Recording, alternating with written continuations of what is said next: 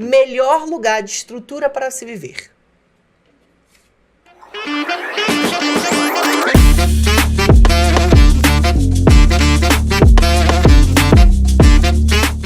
Portugal. Eita, eu acho polêmico. Por quê? Me conta, qual que é o ponto que você acha interessante? Quando você fala em estrutura, para mim eu já penso logo no viver, ou seja, locomoção, mobilidade, segurança, viagens, tudo, gente, estudos. Portugal. Não que nos Estados Unidos e Brasil não tenham universidades incríveis e estradas boas e estrutura, tem. Mas quando eu penso assim, nos pilares essenciais para minha vida hoje, Portugal.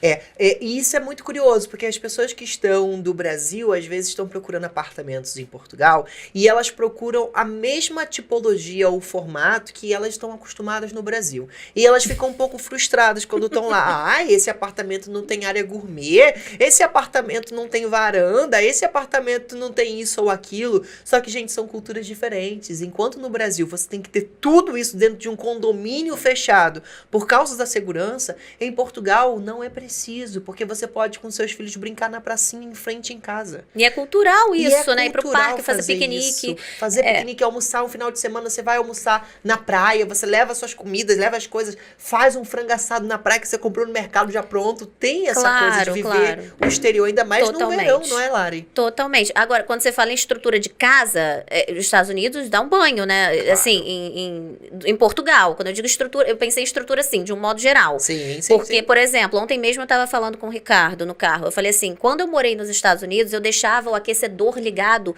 24 horas por dia, porque era incluído no aluguel. Sim. E quando eu conheci o meu marido nos Estados Unidos, ele falou pra mim, ele já tinha vivido na Europa, ele falou assim, olha, na Europa não é assim não, porque aqui na Europa a gente não liga o aquecedor o tempo inteiro. Nem pode. As casas não têm a mesma estrutura das casas americanas, ou seja, elas são mais antigas e mais frias, e mesmo assim, se a gente for ligar o aquecedor 24 horas por dia em Portugal, a gente vai falir. É muito caro. Então, assim, só, né, deixando claro que a estrutura geral, não de casas, realmente, dos Estados Unidos dá um banho. Sim, são coisinhas para você ter aí e anotar pro seu planejamento que podem te ajudar. Depois, melhores comidas, aonde que é? Total. Caramba, que curioso. Então vai me contar. Estados Unidos vai ladeira abaixo. Vai embora. Gente, desculpa, mas assim, Estados Unidos é gostoso comer uma comida, né, fast food. Eu fui agora, depois de 10 anos, eu fui para os Estados Unidos em fevereiro. E eu amava muita coisa, né? O molho buffalo, não sei o quê, molho Alfredo, aquelas coisas. Mas quando você mora na Europa, num país com dieta mediterrânica? E vai para os Estados Unidos, gente, não dá. Vai ladeira abaixo. Você quer... Desculpa quem é americano, mas assim, ou quem é grande fã da comida americana, mas não dá pra comparar. Você ficou uma apaixonada pela culinária portuguesa. Amo a culinária portuguesa, amo polvo, amo peixe, amo mesmo. Agora, amo a comida brasileira, claro, amo a feijoada, a aipim, o tempero, assim, eu acho a culinária brasileira... Dependendo, assim, por exemplo, os petiscos brasileiros, que a gente vai para um bar, vai petiscar, é tudo frito. A gente só se dá conta depois que a gente mora fora. E começa a petiscar coisas mais saudáveis, tipo burrata. Claro, gente, no Brasil eu sei que tem burrata, tá? Calma. Não, porque às vezes a pessoa acha, ela é louca, acha que só tem fritura. Eu sei que tem coisas que não são fritura, mas eu tô falando assim, de um modo geral. Nível país, né? Não nível São Paulo, né? Rio de Janeiro, Leblon. Eu tô falando do que é a base dos petiscos no Brasil. É tudo muito frito. E aí você vem para um país onde a gente degusta tanta coisa bacana, né? Assim, eu acho a culinária portuguesa muito gostosa. Lari, você gosta mais de doces ou salgados? Salgados. Salgado. Então é por isso, tá, gente? Porque, olha, você que é fã de doce, tu vai chegar em Portugal, atenção, aí já ajusta as tuas expectativas, porque é ovo, ovo, ovo e ovo. Ok? E você sabe por quê, né? Eu tenho uma explicação pra isso. Conta, você que tá com essa vivência turística de turismóloga, levanta a bandeira de Portugal. Porque curioso, aprendi isso aqui. Eu achei muito legal, gente. No Brasil não tem noção, né? Quando você chega, o Igor falou a verdade, quando você chega nas pastelarias, que são as padarias aqui, né? Como no Brasil, e vê aqueles doces todos, são todos amarelos. Por quê? Por causa da gema. E na época da Revolução, assim, 1800 e pouco, o que aconteceu aqui em Portugal? Os conventos, eles foram fechados. Todos os mosteiros, todos os conventos foram fechados. E na época, a clara dos ovos era usada para passar a roupa dos padres, para passar a roupa da alta sociedade, para irem nos eventos e tal. E também na fabricação de vinho. E A clara do ovo? a clara do ovo era usada na fabricação do vinho. Caramba. E o que acontecia com as gemas? Eram descartadas. Só que com toda a crise econômica e com a grande oferta de açúcar também das colônias, porque Portugal tinha muita colônia, inclusive Brasil, tinha muito açúcar aqui. Então tinham refinarias. Com essa junção da sobra de gemas com a grande oferta de açúcar, surgiram os doces conventuais. Surgiu o pastel de Belém, lá ao lado dos mosteiros dos Jerônimos. Os ovos moles de aveiro. Os ovos moles de aveiro e todos o tocinho do céu, vários outros doces portugueses têm essa base da gema por causa disso. Então eles precisavam comercializar os doces para sobreviver. Era uma fonte de renda. É, gente, não tinha leite condensado nessa época. Não tinha. E aí surgiram os doces. Agora, eu preciso dizer uma coisa em relação aos doces portugueses. Eu sou uma grande fã do pastel de Belém, do pastel da manteigaria também de nata, mas assim, não agrada muitos brasileiros. Quando você chega aqui e vê aquele monte de doces assim amarelos, a maioria tem ovo. Os brasileiros não estão tão habituados com esse saborzão do ovo. Sim. Então, não vem assim achando que português padeiro é tudo divino em Portugal da pastelaria portuguesa. Atenção, Cuidado. tem de provar, tem de provar. Fura sua bolha, experimenta e Experimente perceba. tudo. Exato. Não tire. Eu amo ovos moles, eu amo alguns, mas não são assim, tão, digamos assim, tão populares entre os brasileiros. Sim. Tem brasileiro que chega aqui e fica chocado, né? Então já alinha essa expectativa. Já alinha a expectativa. Agora, pra tirar documentos, Lari, aonde que é melhor aí desses países todos que você já foi? E ó, atenção, polêmica! Muito esse. E eu vou explicar. Porque eu sei por que é polêmica, né? Muitos brasileiros, às vezes, reclamam da burocracia em Portugal, que existe. Portugal é um país burocrático. Nós herdamos isso daqui. Então, existe essa burocracia, não é fácil, é difícil. Só que, assim, muita gente compara maçã com banana. Muito brasileiro chega aqui e fala do processo difícil em Portugal, mas não vivenciou a vida de um imigrante no Brasil. Vivenciou a vida de um brasileiro no Brasil.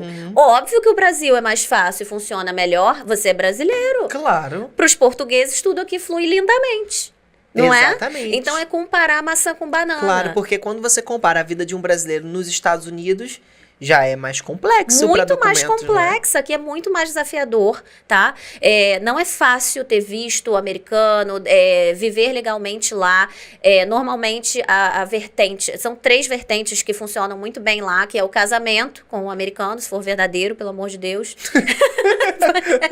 Se você realmente quiser morar lá. A parte do investimento, só que aí também a gente está falando de muito dinheiro. Para um brasileiro investir nos Estados Unidos, abrir um negócio, ele tem que ter X funcionários, é um investimento muito alto para você se regularizar, e também profissões especializadas. Então, por exemplo, eu tenho um primo que ele é especialista em inseminação artificial de cavalos de corrida, tipo um negócio, não sei se é de corrida, mas são aqueles cavalos lindos e tal. Ele trabalha lá há muitos anos na Califórnia, ele se legalizou assim. Então, são coisas mais específicas, são profissões técnicas que eles importam, digamos assim. Sim. Enquanto isso, em Portugal, você vivendo aqui 5 anos legalmente, você já pode dar entrada na sua nacionalidade por tempo de estada. Então, isso não acontece em qualquer país, tá? Isso Não. aí é um benefício e um acordo entre Portugal e o Brasil, que é o Tratado de Porto Seguro, que facilita isso. Eu, inclusive, já protocolei a minha nacionalidade e sem ter nenhum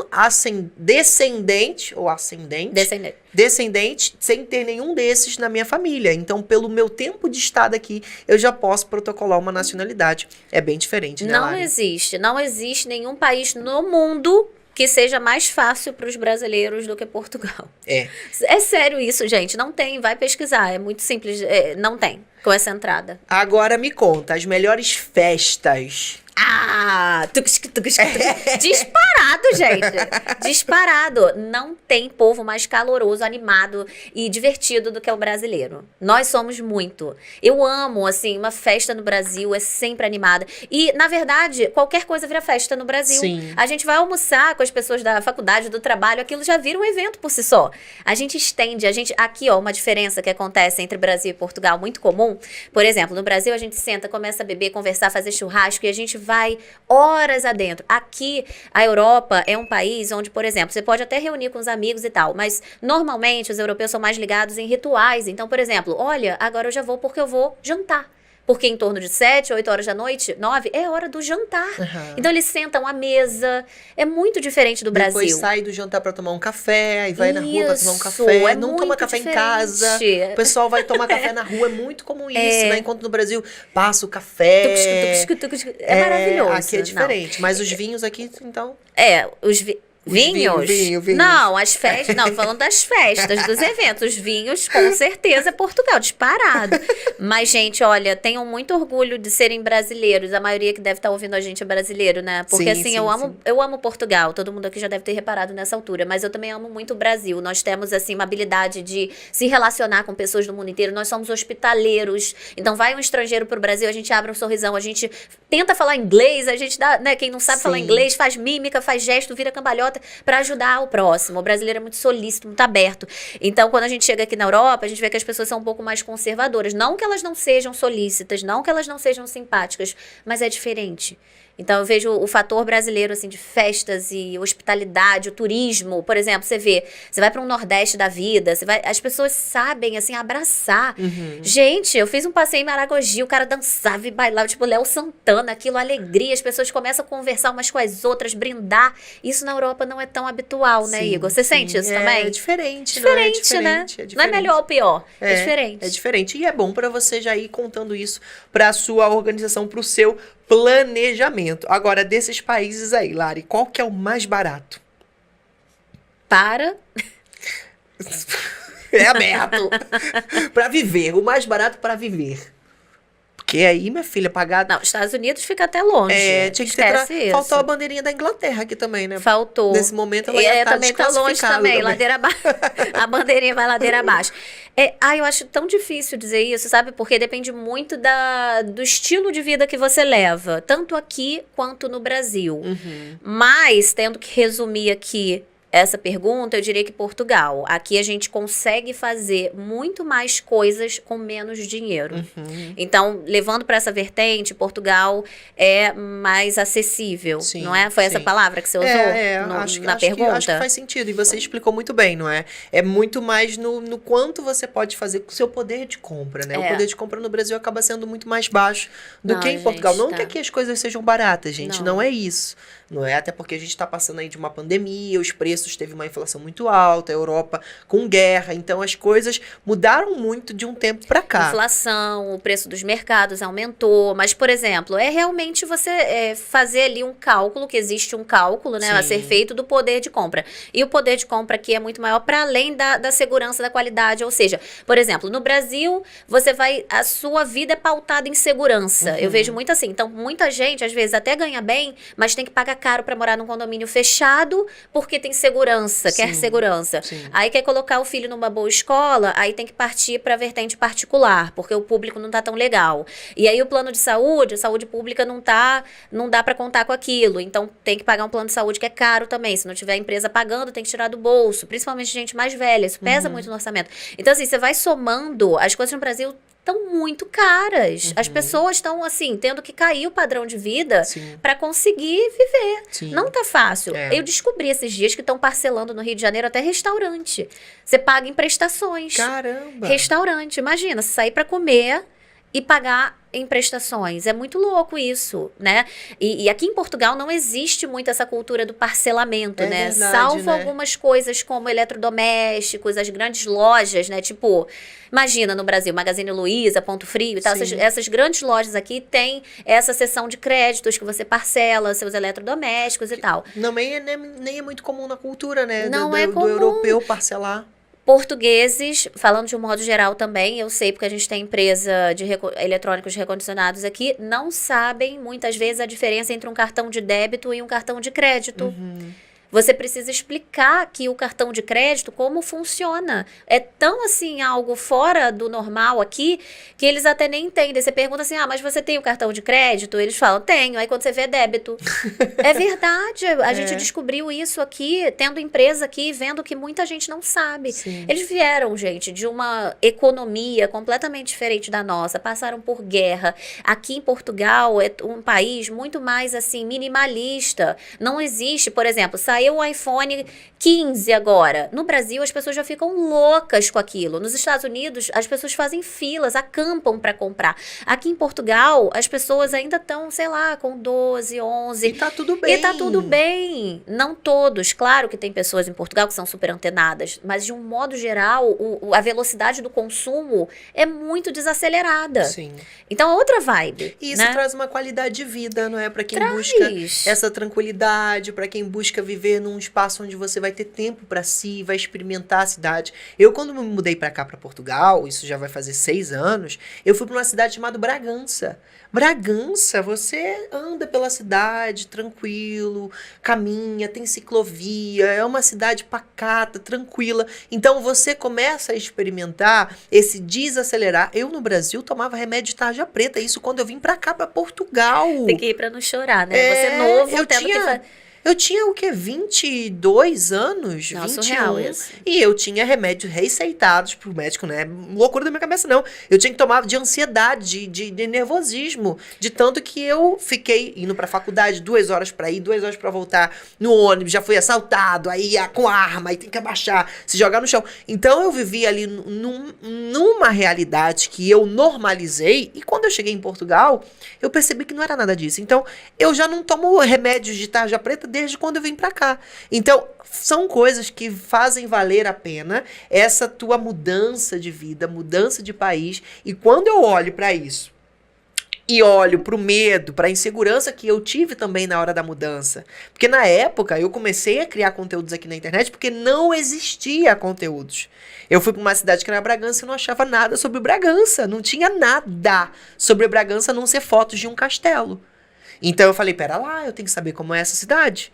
E aí quando eu cheguei, comecei a descobrir aquilo, eu fui partilhando com os meus seguidores, porque na altura eu tinha o Vestibular da Depressão, que era uma página no Facebook com 2 milhões de seguidores há 5 anos atrás. E aí eu comecei a partilhar essa história e vi que muita gente precisava desse acesso. E ali nasceu o Estúdio em Portugal. Então assim, quando eu hoje olho e vejo de um lado da balança o medo da mudança, que é normal, e o quanto de positivo eu tive nas minhas primeiras semanas aqui, gente, faça. E se tiver com medo, faça com medo. Vai dar certo na mesma. Então, assim, pra mim isso foi um transformador, um divisor de águas vir pra Portugal. Por isso que eu tenho tanto orgulho desse lugar que eu tô. Falou bonito, eu também, eu até me emociono com Portugal, porque quando eu tô no Brasil, eu amo estar perto da minha família, dos meus amigos, mas eu sinto vontade de voltar para Portugal. Hoje, para mim, o que vale mais e o ponto alto de Portugal é justamente a tranquilidade. No Brasil, parecia que eu tinha um peso aqui nas costas, a ponto de estar no engarrafamento na linha vermelha, da Brasil para vermelha, e cair uma amêndoa em cima do meu carro, e eu achar que era tiro. Então, assim, me jogar pro lado, achando que era tiro. Então aqui a gente tem uma tranquilidade impagável.